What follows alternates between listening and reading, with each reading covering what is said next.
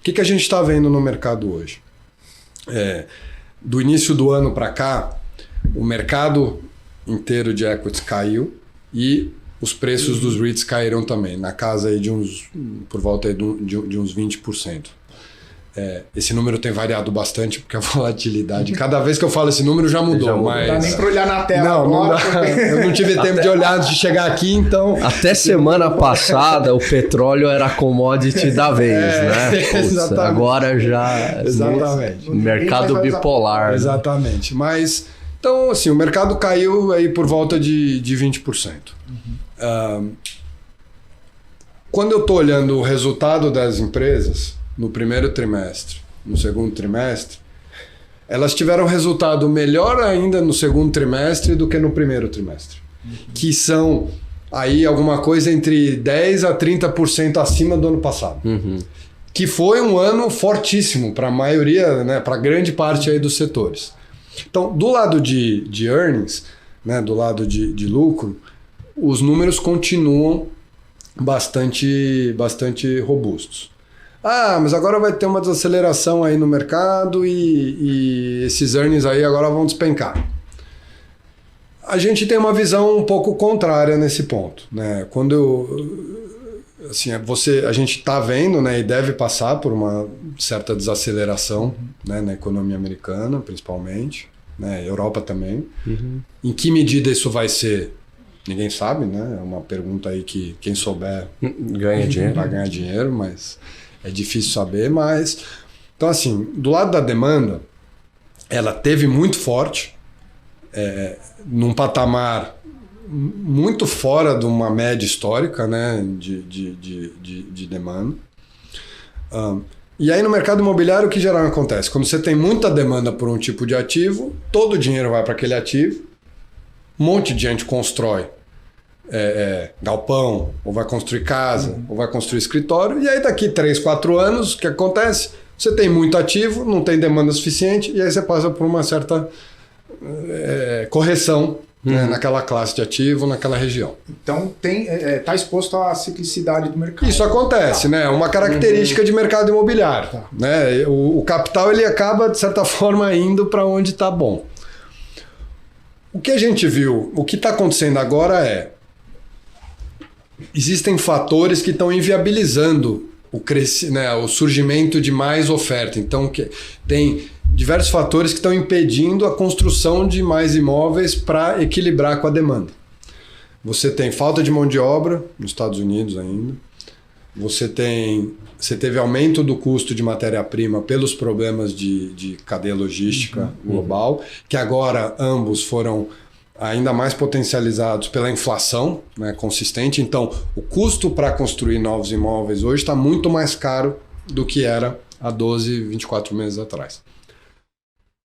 Combinado com isso, você tem uma curva de juros que tem subido, então isso acaba fazendo com que o financiamento para a construção dos imóveis também fique mais caro. Lembrando que o mercado imobiliário ele anda dessa forma, né? Você tem uma parte de equity que o investidor coloca e a outra parte ele acaba financiando. Esse financiamento hoje está mais caro. Então, assim, são esses fatores, eles acabam levando a são impeditivos, eles dificultam que você tenha um aumento da oferta para equilibrar com a demanda. Tá. Então, se eu olho isso para 2 a 4 anos para frente, eu vejo uma situação bastante confortável. Eu não vejo um risco, a gente não acredita que haja um risco que você possa ter aí uma correção, né, muito forte nisso. Então, quando você tem esse cenário, os lucros dessas empresas deveriam permanecer, de certa forma, estáveis. Vão continuar crescendo 10, 30, 20, 30%? Possivelmente não. Isso foi um momento pontual. Né? Mas também não vai ser para cair 10, 20, 30%. A gente provavelmente volta para um patamar histórico, na casa ali de crescimentos de 4, 6% ao ano, que é um padrão de mercado imobiliário. Então, você coloca tudo isso, a gente coloca esse ângulo na análise. Eu olho um outro fator que é muito importante no nosso mercado hoje, que existe um volume de capital comprometido em fundos de private equity real estate. Então, muito dinheiro que foi alocado para gestor de private equity, que precisa gastar esse dinheiro, né? Precisa investir esse dinheiro que está comprometido. Né? O Pension Fund X deu dinheiro para a Blackstone e a Blackstone vai precisar gastar esse dinheiro comprando um prédio. A gente tem quase 400 bilhões de dólares comprometidos para serem aí deploy, né? Para serem investidos nos próximos 1 a 3 anos. Então são 400 bi. 400 bi num mercado que em geral se alavanca até 2 vezes. Então você poderia multiplicar esse volume para $1 trilhão para ser investido nesse mercado nos próximos anos. $1 trilhão num mercado que está negociando... O que acontece quando você tem $1 trilhão? Está vendendo esse prédio aqui, tem 10 caras fazendo oferta por aquele prédio. E quem vai ganhar? Quem paga mais caro. Então, a gente acredita que vai ter uma estabilidade dos preços que estão sendo negociados no mercado privado. Por esse motivo também. Você não vai ter um aumento de oferta grande e você tem muito capital para ser deploy nisso. Quando eu comparo os preços, então, que estão sendo transacionados no mercado privado com o preço dos REITs que a gente está investindo, hoje você tem um desconto de 20% a 30%. Então, quando eu olho esse desconto de 20% a 30%, eu falo, mas pera um minutinho. Aquele preço lá que é o 100%, que ele não seja o 100%, que ele vá ter ali uma correçãozinha minha, alguma correção ali para 95%, 90%, eu ainda tenho uma margem para retorno bastante boa, né? Uma margem de segurança bastante boa. Então, a gente hoje tem visto como um bom ponto de entrada na classe de ativo, já agora, pelos preços, na nossa visão, estarem relativamente atrativos.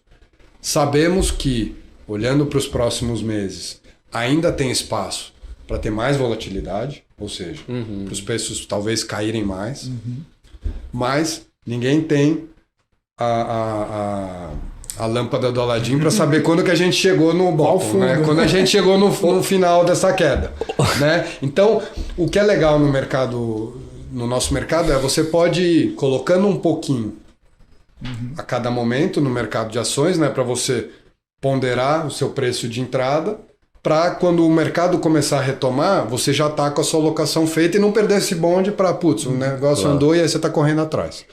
Né? Diferente quando você está investindo, comprando um prédio, que você faz todo o investimento na entrada e recebe né, tudo na saída. Então tem um pouco essa jogada que a gente acha que...